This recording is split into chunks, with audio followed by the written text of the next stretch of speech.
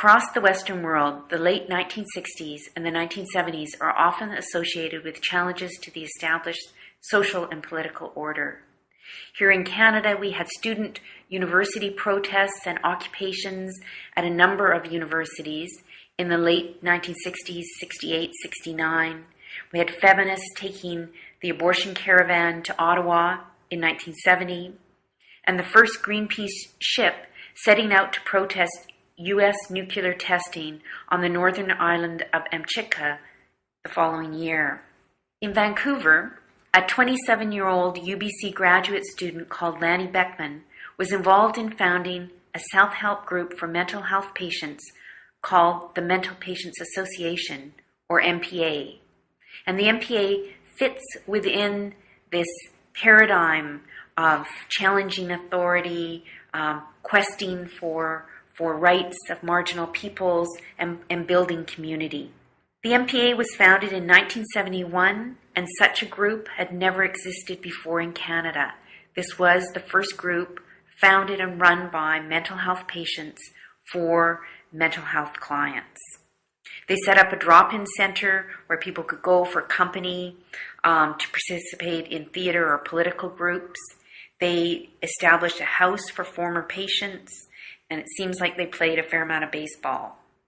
They worked with mental health providers to build more community involvement into community mental health services, have more peer support and less professional domination within the system. And they published a newspaper called In a Nutshell.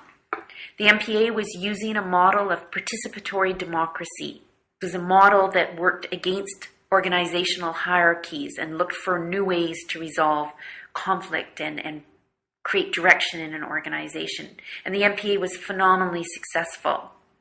By 1980, they owned 5 houses, they had 30 paid staff, and nearly 500 members.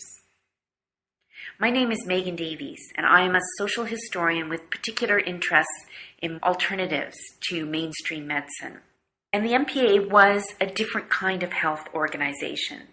For the first years, it certainly operated on the margins.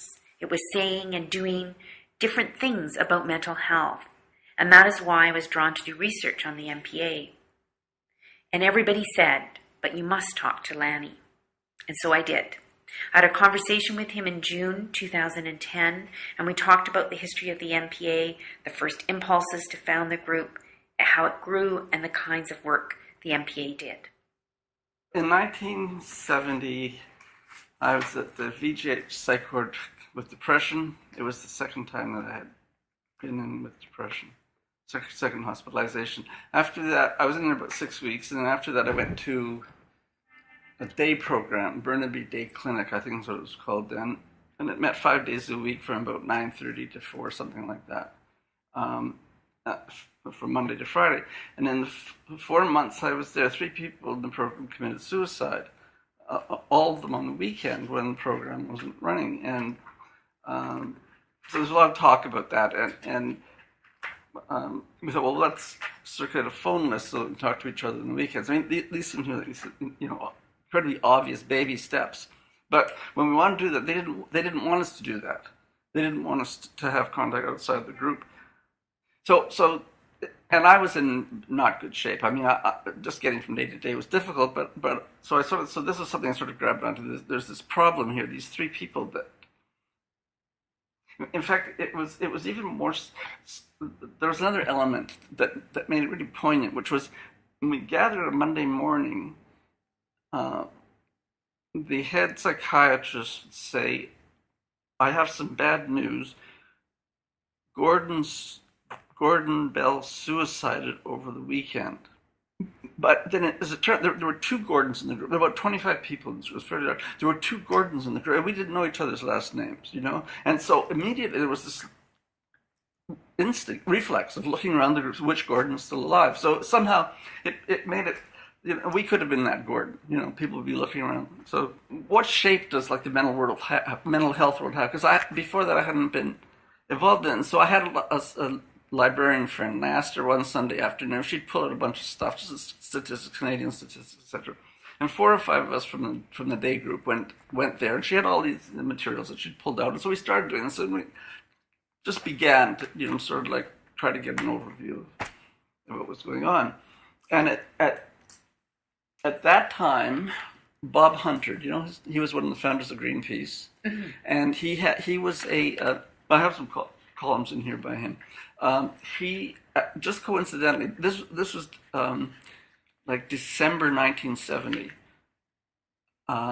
He happened to be doing a series of scathing articles on Riverview Mental Hospital, and so I wrote him a letter saying when I was in his day program, the suicides, that thought something more needed to be done. And so he called me back a couple of days later and we got my letter. And he came over, that night and we talked. And then he wrote an article about the idea that we had, And so that was the beginning. And so my phone numbers, and so the phone just rang off the hook, as the saying goes, and within 2 weeks, we had our first meeting, and it happened to be a meeting in the basement of a house that we were going to occupy. It was by a guy who himself had been hospitalized. And we found a lot. People had a lot of resources, and there was a lot of just people who'd been in hospital who had just a lot of anger and a lot of feeling lost. And so about 90 people came out to that first meeting in the basement of this house. The people were vacating in a couple of months, so we just had the basement, and then we moved into that house at 10th and Crutch, which was the first house. So that's sort of how it started. The money started flowing in within, I think, I put in about 4 months without pay, and then the money started to come in. I left toward the end of 1974, and at that time, there were about 25 people on staff, and we had, I think, 5 houses. We were about to buy an apartment block with about 50 beds for people. And it was difficult when people sort of asked, like, what is MPA? What does it do? It was difficult to say what it was. I mean, part of it was sort of the problem of new language. It was democratically controlled. It was user controlled. It was participatory democracy, is another phrase of the day. Ultimately, I thought the best and shortest answer was, and this didn't come to me for a couple of years, is MPA is a community. We're just building a community of people, and people who've had hard times and so on. That was intentionally different. I mean, there's a long history of little utopian experiments. So MPA was a little utopian experiment. Well, I remember, first of all, that the second meeting, someone said like that they moved that I be president, and I said, partly I wasn't sure that I was in good enough shape to take it on, is one thing. But the other thing I meant just why don't we see if we don't need presidents? Why don't we see if we can have a group that's more equal without that? And that's how we eventually got to coordinate, the word coordinator, right? No president, coordinator. And at some point, so it made sense to incorporate it as a nonprofit society. And they have this structure where there's a board of directors, et cetera, et cetera. But we just ignored that. They had to fill in the 5 names. It literally was the first 5 people who walked in the door that just put them down as that, because this is a different model. And so the utopian thing was, first of all, the first thing is that all salaries were equalized. Everybody had to be elected. Anybody had to be elected, and the elections were every 6 months. Eventually, later in the 70s, people thought that's ridiculous. I'm not running for a job every 6 months, and then they unionized and so on. So this is the ultra democracy. We had elections every 6 months. That was tremendously important. I wonder if you want to talk a little bit about that process of the staff member connection. Well, I said before, so there'd be somebody there who, would not say a word for a long time, and then in a meeting would sort of start to express himself or herself. And so the next step to that was that they would run for election. So a lot of people found that they had, and I found that they had strengths that they didn't know about. They didn't know about because they were prohibited from expressing them. There's nowhere else they could go and run an election, And when they ran, it would usually be people who had been doing a lot of good for MPA without getting paid. It attracted people who didn't fit in from all sorts of different places. But the times were at times sort of for people who didn't fit in. So it wasn't just MPA. It was MPA for like really for people who had suffered from serious stuff, who'd been in hospital, and whose lives really were sort of defined by it or dented by, mental illness. I always use that word in quotes. There were people, there were a lot of volunteers who wanted to be helpful. I mean, in community organizing, sometimes it's difficult to integrate volunteers. But we got just tons and tons of people who wanted to be around. The times were extremely different then. The name R.D. Lang, the psychiatrist. So, he had kind of romanticization of schizophrenia as being some kind of, though painful, kind of like insight into deeper kinds of layers of, the human mind. And the times were so different from now. It was a time when things were flipping, so that the word freak became positive, the word queer became positive, and so there were a lot of people who were really interested in spending time around, not just schizophrenia, spending time around people who were having hard times, or who were oppressed. I mean, so that word was used. And this was exactly simultaneous with the beginning of the women's liberation movement and gay liberation movement. So we tried in a way to graft MPA onto these other, particularly the women's liberation, gay liberation movement. So the civil rights movement was also important. Lanny, you weren't just good at writing grant applications. You were good at working with the media. Yeah, I was.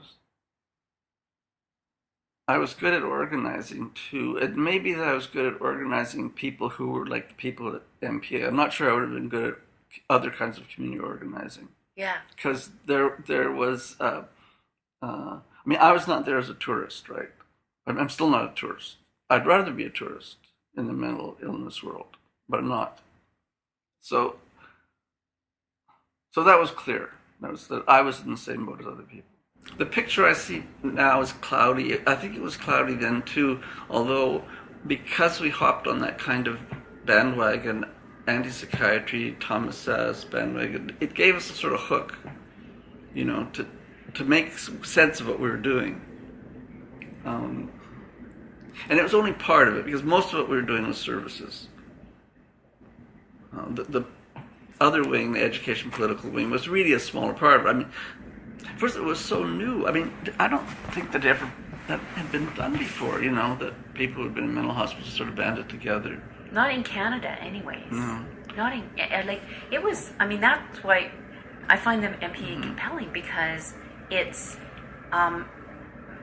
because it was really revolutionary. So you find compelling, partly because you're a historian, right? And I like radical stuff. Yeah. So that stuff was happening starting around 1970, 71, which were radical times.